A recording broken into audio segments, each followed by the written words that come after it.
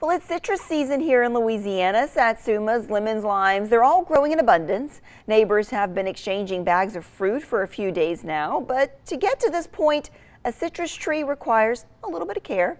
Daniel Phillips shows us how to give your citrus trees some TLC. The Satsuma, delicious, colorful, and down here fairly easy to grow. But still, there's ways to help ensure that you have a tree that can help produce plenty of citrus.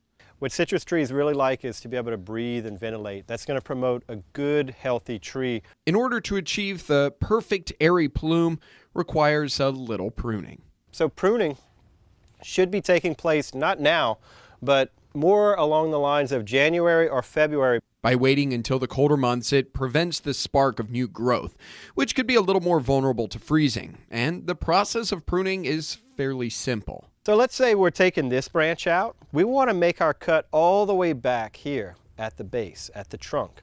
And we want to make a nice clean cut with no extra stobs coming out. Leaving a little knob can open the tree up to rot, although fixing that problem is fairly easy. You can come back and you can cut these nice and flush, and most of the time, this will heal back. While we're a few months away from pruning, there are a few cosmetic things that you could do now. We have some leaf miner damage. That's pretty clear. Pests known as leaf miners can cause damage to the leaf, and while they won't necessarily kill the tree, they can make it seem unsightly. But a simple horticulture oil gives you a chemical-free way to battle back those pests. You could use just a pump sprayer to apply it on the tree. And just go over the tree. I would go over it twice to make sure you get all of the leaves. Just be sure to wait until a cooler day to apply it. And you can only use horticulture oil in low temperatures because it will damage your tree.